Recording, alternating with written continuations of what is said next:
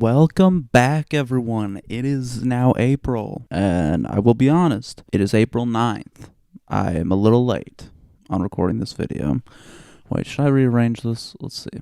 There we go. That's the more proper angle. But welcome back. Thanks for joining me. I'm so glad you're here for another beautiful month. March was great, to be honest. March was so fun. Dare I say March was the best month of the year so far? I don't know. Thinking about it, I feel like March I had the most fun and enjoyed life the most, but there were some downsides to it, specifically the very beginning. We're about to get into that. There's no honorable mentions this time. I will bring them back for the next month. I think I just forgot them, but let's just get right into it then. You know, no wasting time. Number 23, driving test anxiety. This was awful because I, for various reasons, didn't get my full license for a very long time. And then back in the fall, I decided, for various reasons then too, I also decided that I needed to finally do it. So I've been practicing stuff like that, and I had my first test in March. And specifically the anxiety I had right before that, I think I worked myself up a lot more than anything, but it was really bad. It got very bad towards the end, even though it was like not that big of a deal if I failed or anything like that. It just felt like I had, especially because I had originally started trying to get my driver's license like almost 6 years ago. Like, it just felt like there was a lot of pressure on it, to be honest, because I was like, I'm finally doing a test after like 6 years. I mean, I was not practicing that whole time, but that's why I felt so anxious. And I'm not going to reveal what the thing was. I will reveal that in a little bit. The driving test has its own ranking. 22, group therapy, the amendum, or whatever it was called. The group therapy, I was mature for my age, but I was still a child deluxe album. I think it's called the Amendum. This is probably my least favorite group therapy stuff. I like the I just pulled up. That one's fun. And the first round draft pick, that one's also fun. I like those too, but even then it's like there's not many songs on the album that I would choose those songs over anyways. So it was kind of disappointing as a big group therapy fan. But, I mean, it doesn't, like, make me worried about their future or anything like that. They are now only a duo, which I'm very curious to what that's like. I don't really feel... I mean, I like when it's the three of them. Obviously, I fell in love with them for that reason. But I trust Jade and I trust Swim, so I'm just excited to see what they do. And hopefully it's not this. Number 21, Eternal Sunshine by Ariana Grande. This album's fine. I thought at the most it was kind of cute, and at the worst, I just didn't care too much. I've never been a huge Ariana Grande fan. I've never really been an Ariana Grande fan. Even the shit that people do tell me to listen to and be like, this shit goes crazy, this shit's great. I've still kind of always felt very lukewarm on Ariana Grande. So nothing was different with this. But yeah, I did listen to it, and it was fine. Number 20, I watched The Lobster. This one... So I've watched Poor Things before, and I wanted to watch more of Yorgos Lanthimos. I forget his name. The director. I wanted to watch more of his work before, and so I was like, okay, I'm gonna watch The Lobster. I feel very similar about The Lobster and Poor Things, to be honest. Like, I might like The Lobster more, but to be honest, he's just such a strange director to me, and I love strange shit. But I think I haven't fully his shit hasn't really clicked for me yet. I think it could. But it just really hasn't clicked for me yet. And so, maybe that can happen one day. But it's not like I necessarily dislike it. It's just like I have to be honest, March, the only bad thing on March so far was the test anxiety. Everything else above that is not that bad. The group therapy thing's fine. But there really wasn't much bad stuff that happened. Or bad stuff that I listened to or watched or anything like that. Number 19. The Eras Tour. I watched the Eras Tour Taylor's version, the one on Disney Plus. I watched that. She went kind of crazy. I'm not gonna lie. She did go crazy. I mean, there were certain parts that I knew that I wasn't gonna care about. Like I do not like Reputation, and so I was not shocked that I did not like the Reputation era aspect of that. I also don't care about Lover very much, and there's some Taylor Swift stuff that Midnights I don't care about as well. So it does end very anticlimactic because she goes into Midnights towards the end. So like, don't really care then at that point. But when Red was, because Red's my favorite Taylor Swift album. When Red was when it was the Red era. That shit went fucking crazy. I love Red. Red's great. And yeah, so I think I would recommend checking out the Eras tour if you are at all curious and watching it. I feel like I probably don't need to tell you to check it out, but if you were curious, like, what does Dayton think? I'd recommend watching it. It's fun. Number 18, Guts Spilled by Olivia Rodrigo. This is a great fucking deluxe album. This is like very on the same tier as like the Call Me If You Get Lost deluxe. It's on the same tier for me 100%. Like it's just really good songs. Like Obsessed is really good. I made a video on it if you want to watch that. But Obsessed is really good. The Girl I've Always Been, fucking banger. So American is always stuck in my head now. I sing it all the time. So cute. The other two songs don't care about as much, but they're not bad necessarily, but I'm like, oh yeah, these are songs that I'm glad they did cut. But I don't think they're awful. And yeah, so I would say it's a pretty successful fucking deluxe album. Number 17, Blue Lips by Schoolboy Q. I'm going to be 100% honest with you. I don't remember if I finished this. So don't take anything I say about this album like as any sort of relevant commentary on it at all. I haven't even listened to a Schoolboy Q album before as a whole. I've heard some Schoolboy Q, but I haven't listened to one of his albums as a whole before. And I guess I still haven't because I don't think I finished this album. But I got most of the way through and I was enjoying it. I just was listening to it on my way to a bus.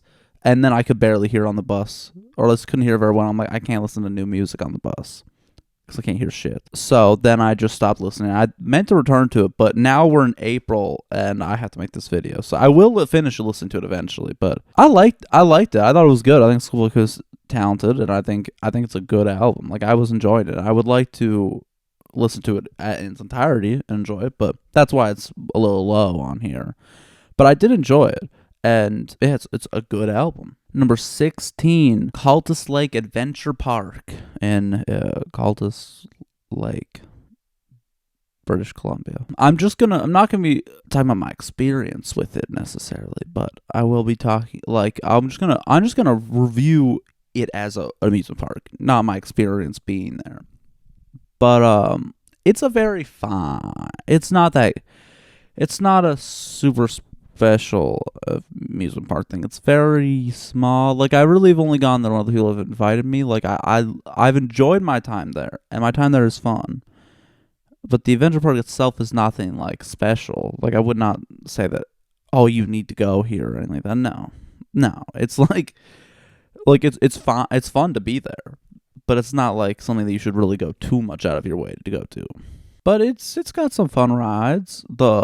I went on the big drop one thing, and I didn't watch it go before I got on it, or at least I wasn't paying attention for a while, because I didn't realize it, like, shot you down. I thought it just dropped you. Like, it was a free fall, like most of those. But it, like, shoots you down, and so I just was, like, so shocked by that. Because I thought I was going to fall, and I was bracing myself so much for that, because I'm like, okay, Dayton, you got this. Because I don't usually go on that shit. But I was like, dang, you got this. And then it fucking shot me down. I was like, holy shit. And yeah, so it was crazy. And yeah, then there's one good ride too that just spins you in a circle. It goes back and forth. It's like a pirate ship, but you're on little horses and you spin around in a circle. That one's fun. And there's a roller coaster that's pretty good too. So it's really not that bad of a place. Like, the roller coaster's fun. And so yeah, that's how I feel about that. Number 15, The Avengers. I rewatched this. I think it's not as, like, I loved this movie when I was a kid, when it came out. But it is one of the, like, Marvel movies or superhero movies that I do find is a lot less. I don't understand what I'm doing here. How do I want to cross my legs, but now it just is like my leg takes up everything. Fuck. Okay. But yeah, it it just hasn't aged very well to me specifically. Not like there's anything like bad about it or problematic or anything like that. It's just a little cheesy, especially now as an adult watching it. I don't know if it's that I'm an adult now or that time has passed and there just is similar stuff that has happened that just is a lot more serious and a lot more, or at least just a lot less. Like, the dialogue is just, but the movie is still good. I do like the movie. But I just don't like it as much as I used to like it as a kid. Or some movies around that time also still haven't, like, they age fine for me. like the next one. Number 14, Captain America: The First Avenger. This one hasn't aged badly for me. This one I feel the exact same as on as I did as a kid, which is not that it's the best thing in the world, but I think it's a very solid, a very good Captain America movie, and just like a very nice classic. Like this, like Captain America's had his Captain America movie, you know? Like I don't feel much of a need to, like, he doesn't need a good first movie anymore as a character ever again, you know? And so I think it's a good movie. It's fun. The romance is good. Probably my favorite romance out of any of the MCU stuff. I mean, I loved this movie as a kid. And yeah, I think it's just a good movie. Number 13, Iron Man 3. This one I still like quite a bit. I actually think this one has fallen a little for me though, because there was just some parts that felt a little more, I don't know how to describe it, just some of the pacing and some of the scenes just didn't hit the same for me as it did when I was a kid, or like it just felt a lot less. I don't know, when I watched it when it came out, I feel like shit was like, I think as a kid though, to me it was like the first glimpse of like, oh, this is like a critically claimed type of superhero movie, even though it's not really, but it felt like it was at least doing something a little more serious with its story, or at least more interesting with its story in terms of like Iron Man dealing with PTSD and shit like that. And so as a kid, I had this kind of like, oh, if I like this movie, this is like I was like, this is like the adult superhero movie, and it is a little bit, but it doesn't hit fully the same for me as it did as a kid. And I still do think I like it more than most people do, or at least the general consensus, because I know lots of fans hate the whole Mandarin twist, but I think it is a very fun twist, and I do think it's a very interesting idea. The idea that there's like this like they're basically like masquerading as this terrorist organization, but it's really just like a guy running a weapons company. Like, and I think that the whole like taking elements from like, it almost plays into like America's like imperialistic views in terms of like taking advantage. It's interesting.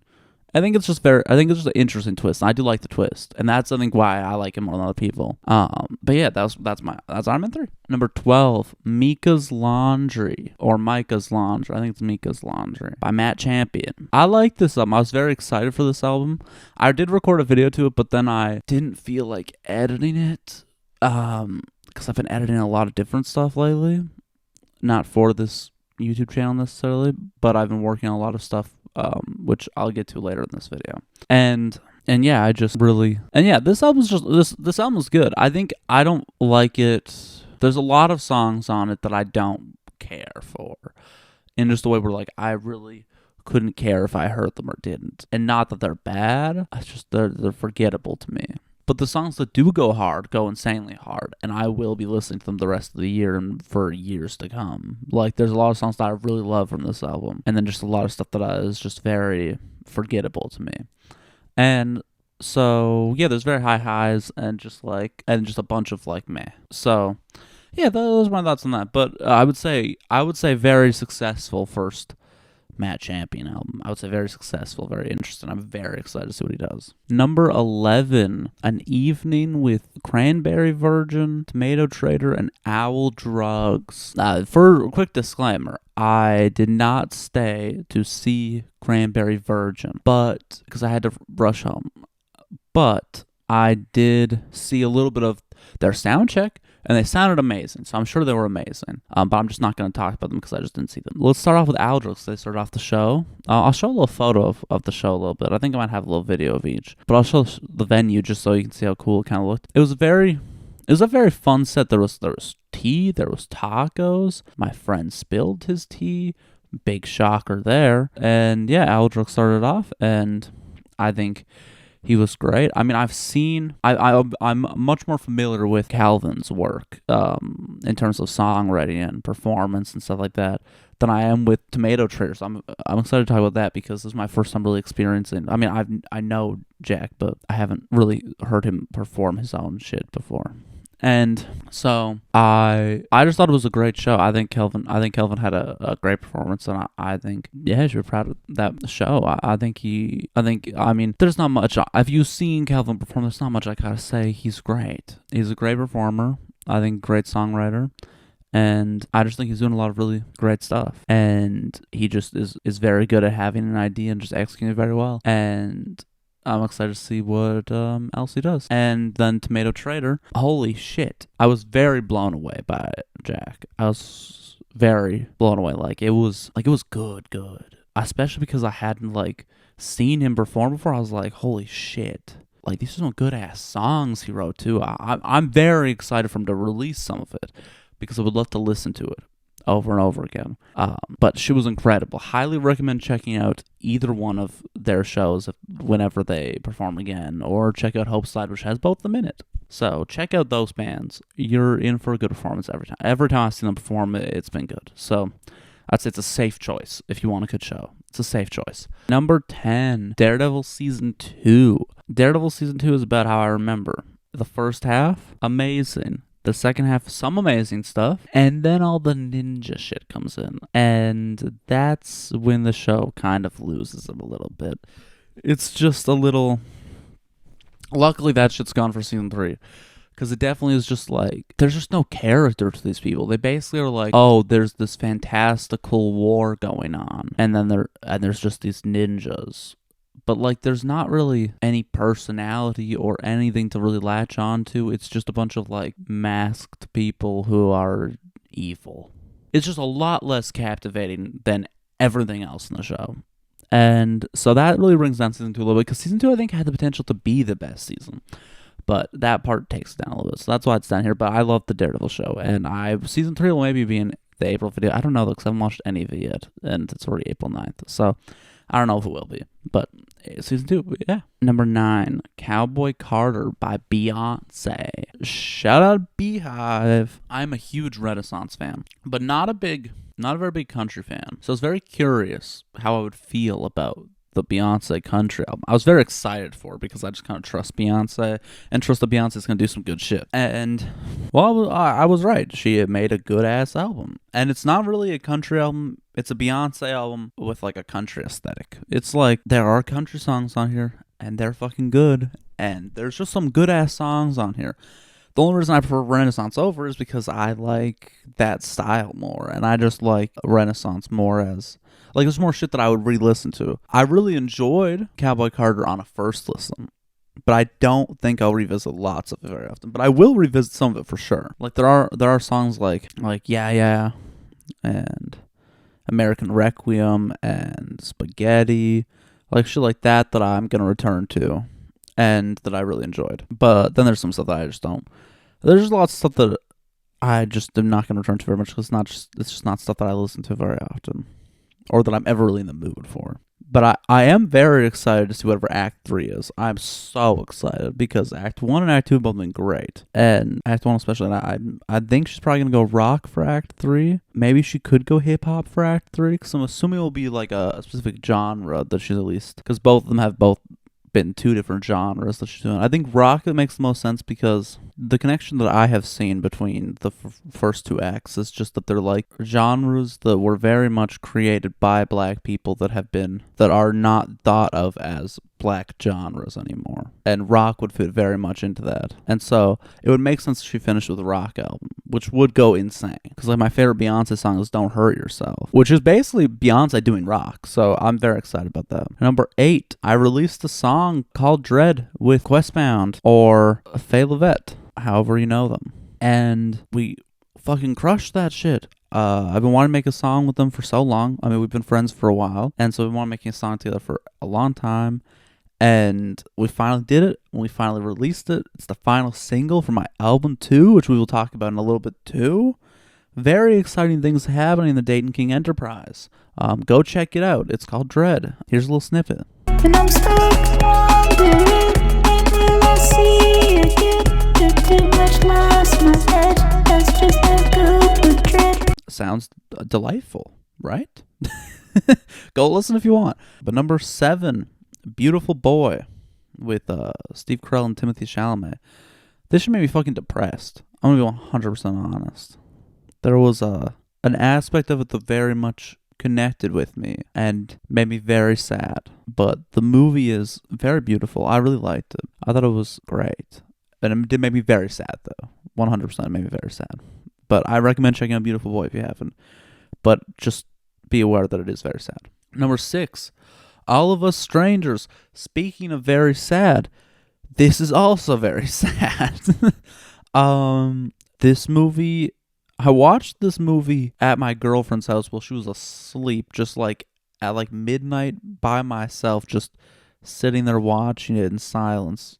And I just kind of so confused at the start, just like, what the fuck is happening? And I don't know if you haven't seen All of Us Strangers.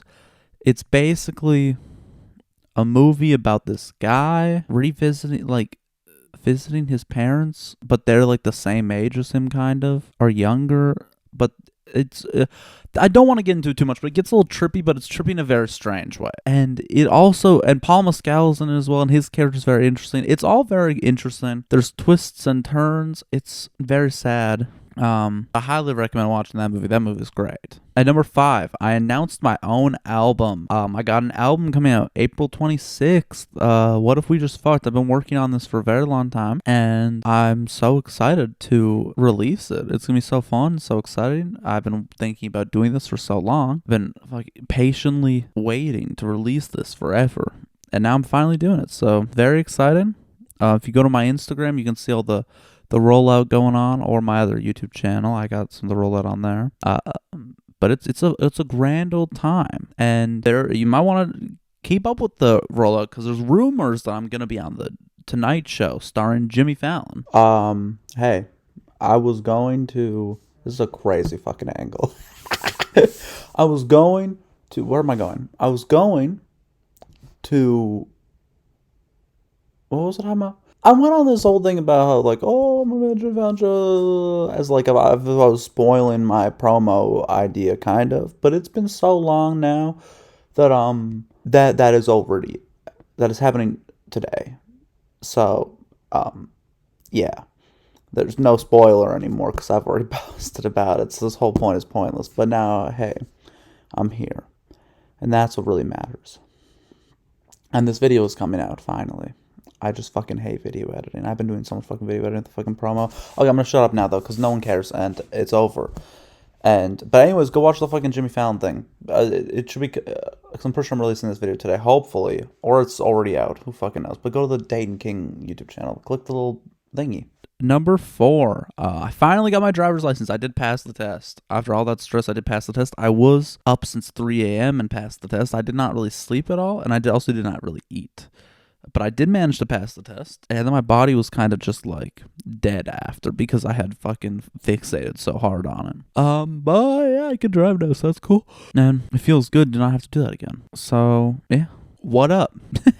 Number 3, Boo Hoo by Gene Dawson. This is music. Fuck yes, Gene Dawson. This is some good ass shit. Some good ass shit. I made a reaction video to this too. You can go check that out as well if you want. It's some good ass fucking Gene Dawson music. I highly recommend. Everyone should check out everything Gene Dawson has ever done, to be honest. But this is some good ass Gene Dawson shit. It's fucking huge. His arrangement is getting so good at it. I mean, he did some arrangement on the fucking Beyonce album. Clearly Beyonce understands how good he is at it. But like, this shit's grand as fuck and great. And I'm so happy for Gene Dawson, and I really hope that he just continues to do well and sell well, and I just hope for the best for Gene Dawson, and I love what he's doing, and I'm very excited to see what he keeps doing. Number 2, X-Men 97. They brought back the old X-Men animated TV show, and it goes so fucking hard. It's like, I've only watched the first 4 episodes. That's all it's out as the time of me talking. One of them comes out tonight. But episode 1 and 2 especially are so fucking good. I love those. Number 3 is fucking insane, but I didn't love it as much because it was a little too like, there was elements of it that it was mainly all the Madeline Pryor character, but I have learned more about why they did certain things. Specifically, the biggest problem for me is when she's like, I am the Goblin Queen. I'm like, okay, chill the fuck out. Huh? The what? Why? Turns out that, like, she has goblins, I'm pretty sure, in the comics or some shit like that. I don't fucking know. Episode 3 was fucking insane and confused the fuck out of me. And episode 4 did go pretty crazy. I showed it to Mojo. Mojo goes crazy. And so that was a lot of fun that he was there. And then the storm part was good. But the show is shockingly good. Like, shockingly good. I was not expecting it to really go as crazy as it is. So, highly recommend that. Shit's great. And number 1, I got a new tattoo. Right? That's right there. You can kind of see it.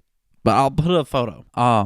This tattoo experience was fucking crazy. I had to tell about this tattoo experience. So, me and my friend were planning on getting a tattoo. We were just going to walk into one place that found out it was closed. So, we started trying to figure out where else we could go.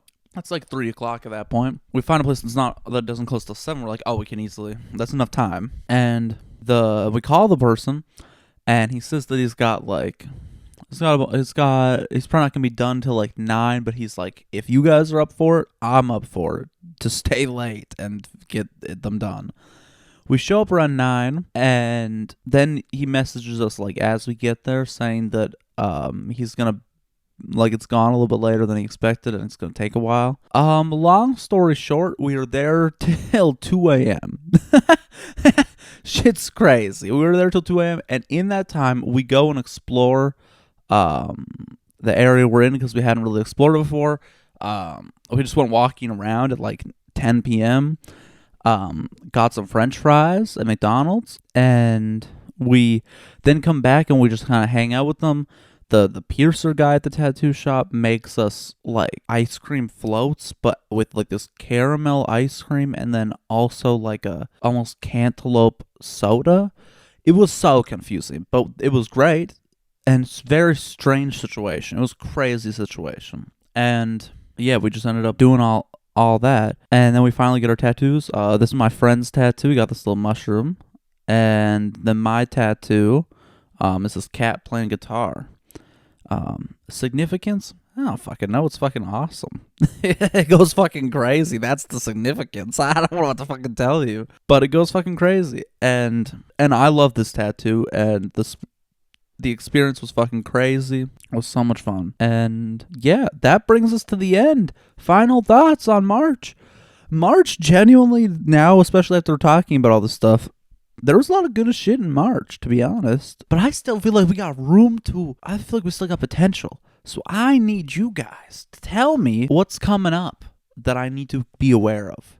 You know, I need people telling me. I need people helping me beat out March. Because March put up a good-ass fight. March fucking came in swinging. Okay? But we're gonna improve this. April's off to a great start so far. But we got some time. And April has a lot of shit going on. So April could be good. But I mean, a lot should happen in March. So we'll see. We'll see.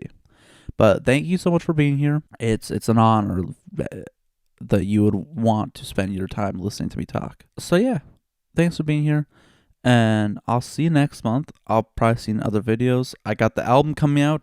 Keep up to date with that. I will be reminding the fuck out of you next month. I'm going to be doing a bunch of videos on here too about that album. I have ideas that I think will be fun. Ideas like I'm going to rank all the songs myself. Me and my friend might do a reaction video like I've been doing for this stuff, but I might do a reaction video to my own album just so I can talk about it, almost like a director's commentary type situation. I thought it'd be funny to do a ranking of it. I haven't decided specifically what I'm going to do out these ideas, but there's those two. Just anything kind of discussing. Let me know if there's anything specifically, if you have any ideas about that, because I think that'd be fun to make some videos about my own album. And just any information that people would like to know, or any angle that people are at all interested in it. Because I mean, I don't know. I'm an artist that you can have very easy contact with if there's any questions you want to ask. So yeah, thanks so much for being here, and I'll see you later. Have a good April.